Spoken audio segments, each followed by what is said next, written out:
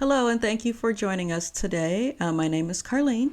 And I'm Jay. We are also known as Jaylene. On this channel, we recap and provide our reviews for Married at First Sight. Today we'll be reviewing episode 12 entitled Baby Steps. Please subscribe and click the notification bell so you won't miss any of our videos. We'll start off today with Dr. Pia. She met with the couples and they talked about trust and intimacy. So she first met with Stacia and Nate. Stacia wants tools from Dr. Pia to help trust Nate. Nate wants Stacia to define what her trust issues are with him. Stacia says it's her, not Nate, regarding trust. Stacia doesn't trust anyone and gave an example of not believing that the sky is blue if she couldn't fact check it or see it for herself. So Nate wants Stacia to trust him 100%, and he will be frustrated over time if she cannot. But what I don't understand is she'll trust Nate to clap them cheeks, but can't trust him for anything else. Dr. Pia asked Stacia, does she equate trust with control? Stacia says, if I don't see it, how will I know? Stacia believes so and was asked to relinquish her control to Nate during an upcoming activity.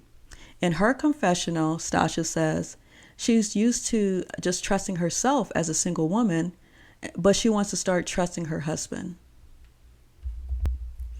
Okay, now with Alexis and Justin.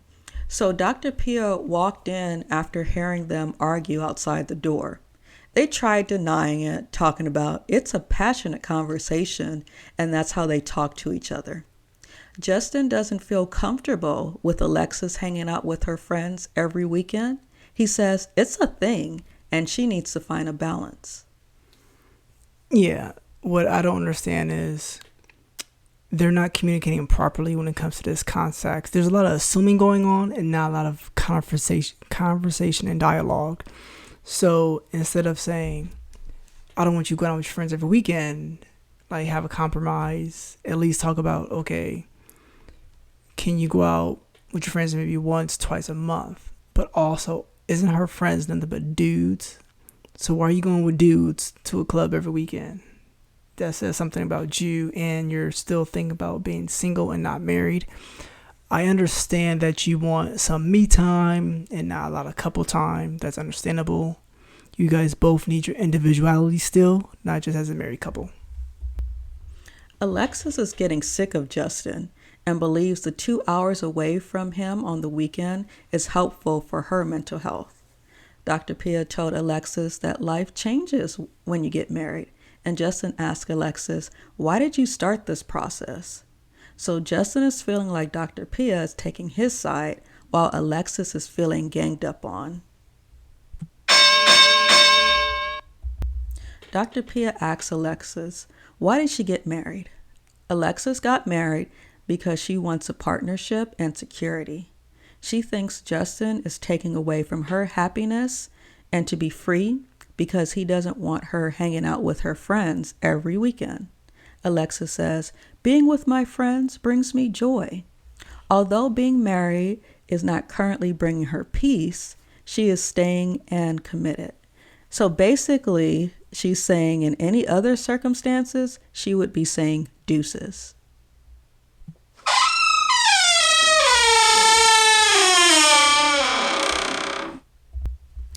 Dr. Pia asks Alexis, is she ready to be married to Justin? And she came to the conclusion that she doesn't think so. Justin says he's a catch and doesn't want to be an option. Alexis brought up the dog incident. That face Alexis gave said it all. Justin was like, she is no longer here. Then Dr. Pia asked about their lack of intimacy. Alexis dismissed that question and shared that talking to Dr. Pia and Justin is affecting her mental health, and she is feeling isolated, unheard, and dismissed by the both of them. Damn! Alexis didn't feel validated during this conversation. Justin took his ring off and said he was hurt by Alexis's comment. Alexis wants to continue to try being married. So we're seeing two different people coming in with two different expectations of marriage. It seems like Justin wants his wife to always be with him and feels rejected when she is not, while Alexis wants to be married without changing her single lifestyle and feels smothered being with her husband all the time. On the after party, Alexis did mention that since Justin is not from San Diego and he doesn't have any friends there, so that's one reason why he could want to be around her all the time at this moment. But he should have realized that everyone needs their space. I would hope he would give her some grace with that, but also understand about, even though she's only going out for an hour or 2 hours with her friends, and she says she's not always going to a club. Sometimes it's just brunch or something like that. But that is where the disconnect is, and I wish if they could get past that, I would say they would have a good chance. But I feel she's still not physically attracted to him in order to get to that point to continue to move forward. Yeah, if he had his own friends or, maybe pick up a hobby, when she's out with her friends for a couple of hours, he could be doing something else. But I think it's the rejection. So any time that they're apart, especially like when he's trying to be, intimate with her and she's not reciprocating that, I think her just being away from him, he just feels rejected. And that's why his dog should have been with him during this time. But his dog is I want to say a murderer, but attempted murder. Okay, Krysten and Mitch meeting with Dr. Pia. So they believe that they trust each other despite the conflicts that they're having. They decided to have each other's back from the beginning. The first task was to talk about their childhood hero. Mitch shared how he basically wanted to be a protector because he liked action heroes. Krysten shared the strength of her mom, and Mitch told Krysten she wasn't answering the question correctly. You could see how proud Krysten was sharing the information about her mom, but Mitch didn't care for it.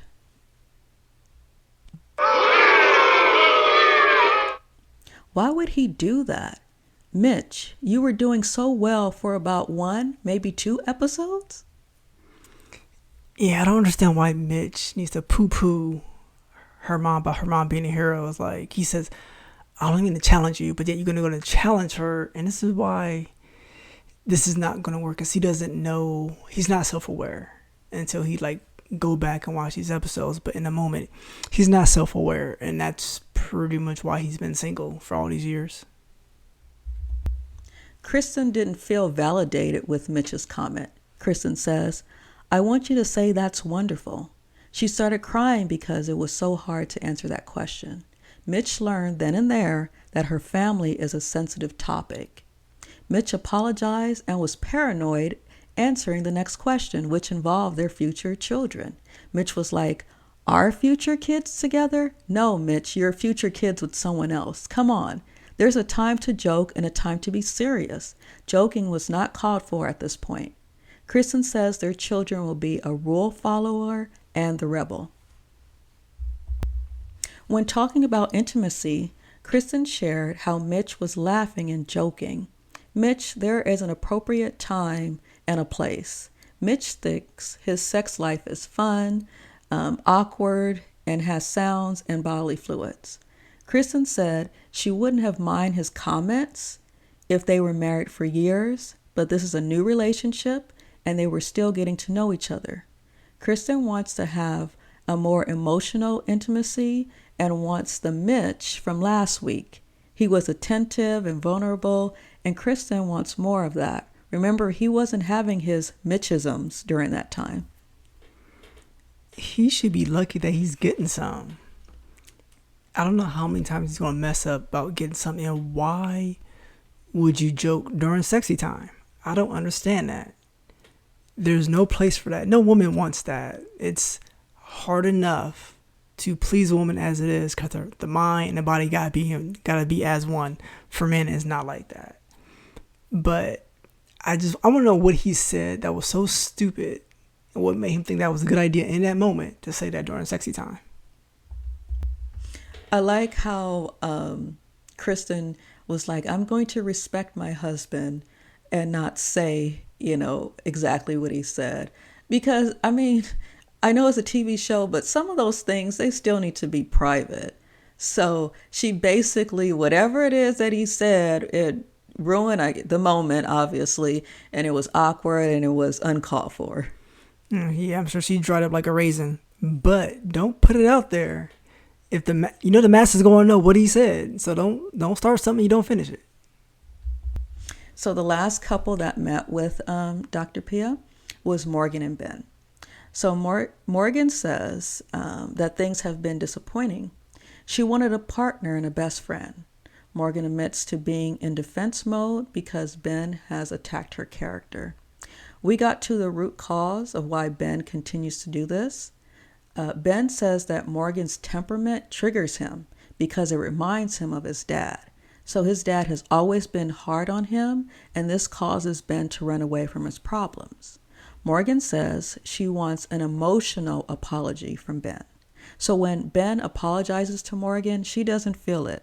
Morgan wants to feel that Ben is sincere and will not do the same thing that he keeps doing over and over again that is upsetting her. I found it very interesting when Ben said his dad treated him that way, and that it just reminded him of how Morgan's treating him. It makes me understand why he's so much clingy and so much of a mama's boy. So I understand that so much clearly now. But for Morgan, have she even really tried? That's my question. Because she's saying, I'm disappointed, I did this, I asked for this, blah, blah, blah. But how much work has she done in this marriage to get past this point? And what's attacking her character? What did he say that was so outrageous? I know he's telling half-truths, but specifically, how is he attacking her character? Because it doesn't matter how much he apologizes, how much heartfelt and whatever it is that she's asking for, whatever he does, she's not going to buy it anyway. And I've noticed every time she's in front of a therapist, counselor, whomever, an expert, as they want to call themselves, whenever she's in front of them, she acts a completely different way than in front of the girls or the group in total. I feel she don't take responsibility in her part of this issue of how she comes across and how it's not a safe space for Ben to come speak to her.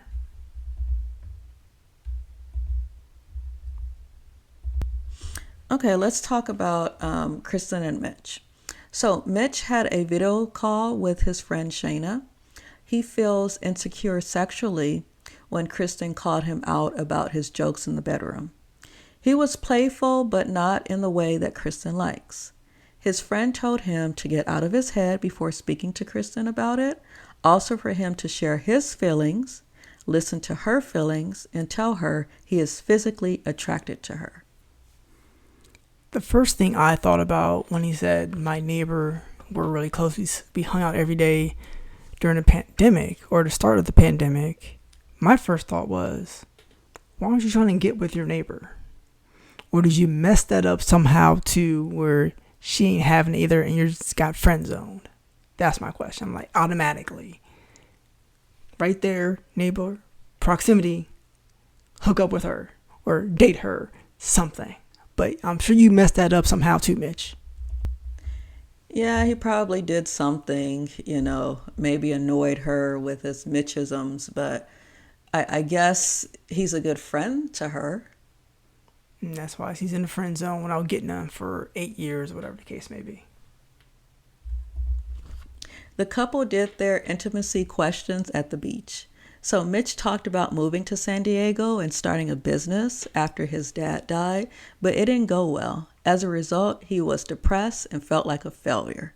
While Mitch was telling his story, Krysten didn't seem interested, but she basically told him that he wasn't a failure because his business didn't go well. Mitch appreciated Krysten's positive comment and was happy when he started volunteering in his career field. Then they started talking about their favorite sexual positions, and Mitch basically explained how lazy he is. Then they ended the exercise hugging each other. I thought it was good what they did during that exercise. They learned more about each other, and Mitch didn't make it that weird. No woman wants to hear, I want you on top so I don't have to do anything.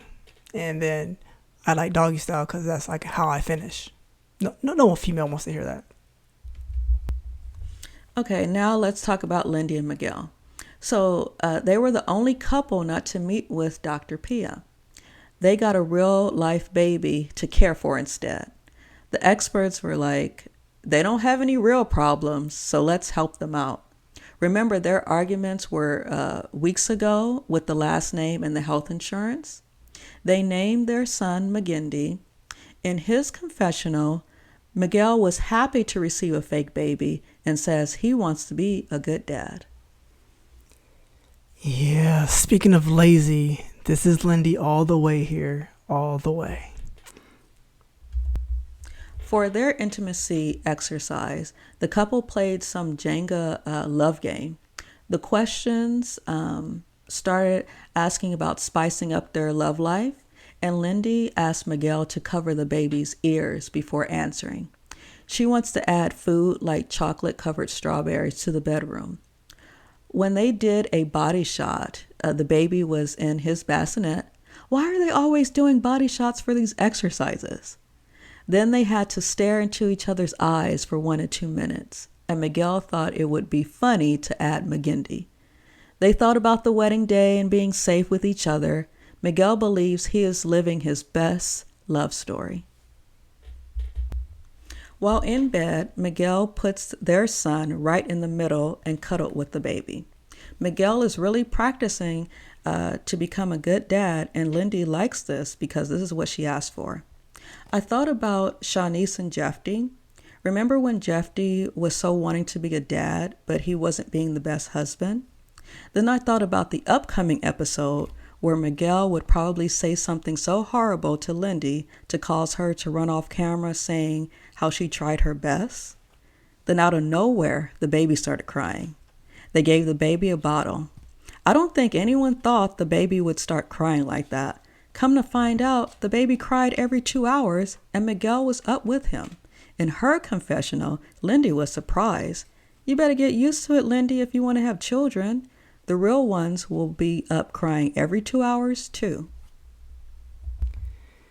Yeah, so Lindy, it's like, I remember when we had our first child and the hours of crying. But anyway, so when Lindy, she said something at the beginning of the episode where she said something in the phrase of, we can overcome anything. I'm like, let's keep that in mind down the road when the sugar honey iced tea hit the fan and see how she feels then. Okay, Stacia and Nate. So they went to a sex dungeon and Stacia relinquished control to Nate. It was funny to watch. Stacia was blindfolded and Nate was doing whatever he thought would be fun. It was like going on a roller coaster, and before it started you were thinking, why did I get on this ride? My favorite couple. On after party, apparently Stacia like having her toes licked and sucked on and stuff like that. I thought that was interesting. But apparently Nate didn't want to do it because she was walking on the floor. So she went ahead and washed her feet and hopped back into bed so he can suck on those toes. But I don't understand, why is Lifetime showing this soft porn on their channel?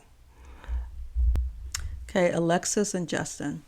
I think this episode was where Alexis and Justin argued the most. So Alexis basically thinks she doesn't know Justin, and Justin thinks Alexis hasn't been listening to him. Justin complimented Alexis on her outfit. Alexis set up a sexy night and did a pole dance for her husband, and they seemed to enjoy it. In her confessional, Alexis says she desires her husband and wants him to know it.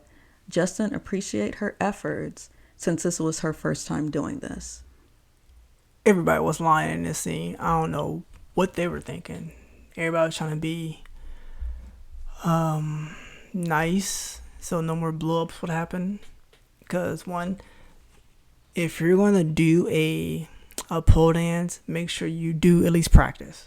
Because that looked like crap. That took me back to Jeff Dan Shawnee's when she tried to do it. Even though hers is better than Alexis. But yeah, they just need couples counseling if I say they were going to make it, but we all know that they're not at this point. It's too much off the rails. This is a dumpster fire, just like Morgan and Ben.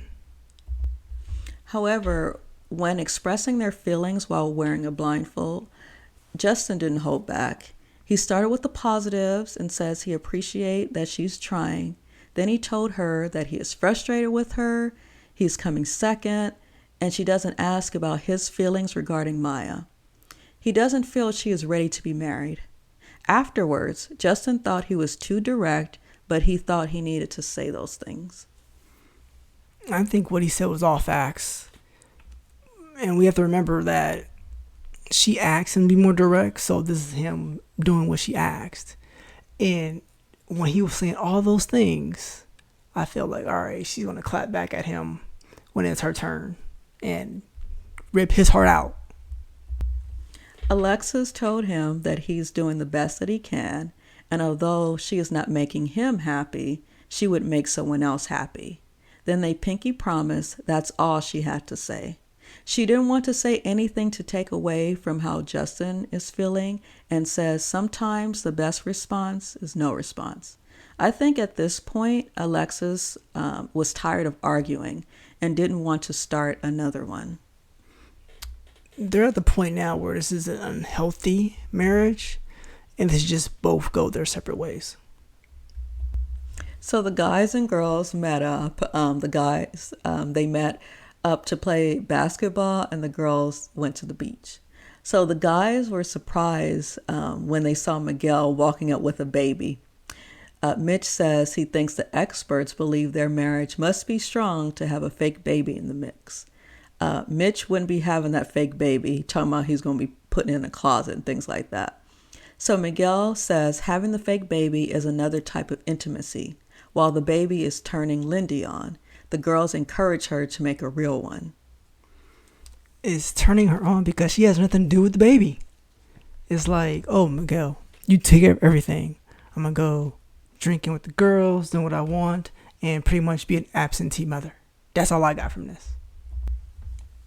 So Morgan tells the girls she was looking for an emotional apology from Ben. Alexis and Stacia was like, why? You know you're not going to get it, or if you do, you're not going to receive it well. Lindy felt sorry for Morgan. She told her that she is emotionally intelligent, but Ben wasn't on that same level and was incapable of giving her that. When Ben told the guys, they were like, what is an emotional apology? Ben tells the guys that Morgan is strong. She is the strongest person he's ever been with, and how he runs away from his problems. Miguel tells Ben he is strong for showing up to adversity. Mitch believes Ben is a good guy and shouldn't be taking all the blame. I agree. But with Lindy, she shouldn't be giving out advice because the experts are waiting for her and Miguel to have a big old fight and see how they deal with that. So I don't want to hear any kind of advice from Lindy at this moment until she actually go through something and can actually go through it and come out successfully on the other end.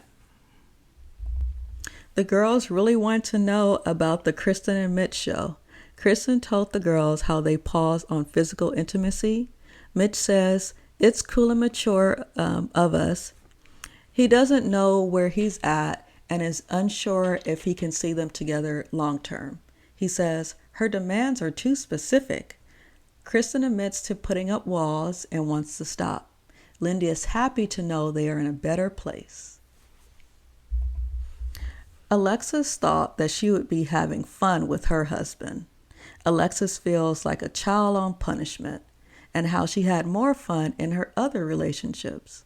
She believes Justin is too defensive and emotional when compared to other guys she's dated. Then, when Justin was talking to the guys, Nate thought it was weird that Alexis wants to go to the club every weekend. On After Party, Alexis said that Justin didn't tell the guys the whole story. Who really tells the whole story? People are going to tell the part that makes them look good. Justin goes on to say his wife doesn't like spending time with him and is not attracted to him. Justin shared how Alexis wasn't sure if she wanted to be married to him. The guys were shocked. When asked if he wants to continue being married to Alexis, Justin says, "I don't know." No, he means no. There's no I don't know. You know deep down you want to say no because you want to keep putting up with this foolishness, this unhealthiness that's going on. Because I wouldn't put up with it myself either. Okay, towards the end of the episode, we see Alexis and Justin fighting to the point that the producer had to come in and counsel them. So Alexis says that things changed since they met with Dr. Pia. She was shocked when Justin told her how he was feeling during the blindfold exercise. He doesn't want his wife going to the club every weekend, and she should just go bowling. Justin feels he is not wanted when he initiates intimacy. He feels he has to force her to want to be with him and that they are different people. I feel that the producers are starting to come in a little bit more than we've been seeing recently. I feel like it's almost breaking the fourth wall where we're nice to seeing them, but now they're coming in and it's not like anything violent is going on, but they're just trying to get them on camera to get more content. But I didn't see the point of her coming in trying to get both their sides, knowing they're going to say something completely different from each other. But if you're watching from the back, you know exactly what's going on, and this is unhealthy.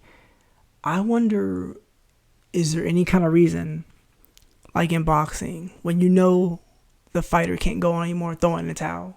I feel these producers, counselors, experts, or whomever, when they know it's unhealthy to a certain extent, just call it a wrap. Yeah, the producer came in the last time because it was getting out of hand. They were really escalating, and even though we didn't see what they were doing, like we heard it.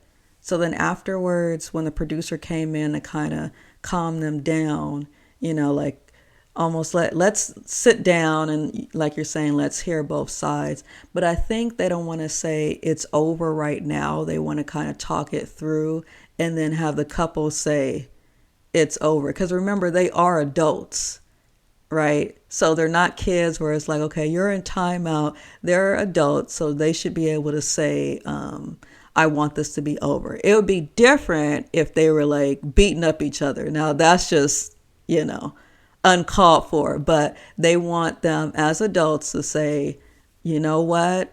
I've tried, and this is not going to work. I feel they should do at least for their mental health. And Alexis did say her mental health was being affected. So I'm like, if that's the case, if it's that unhealthy, you shouldn't be in this process anymore. That's just my feeling. That's all we have for episode 12. What are your thoughts on episode 12? We love to hear from you. Please put your answers in the comments. Please remember to like, comment, and subscribe. Don't forget to click the notification bell so you won't miss any of our videos. And if you guys like drama, next week's episode should be full of it. Until then, see you later. Bye.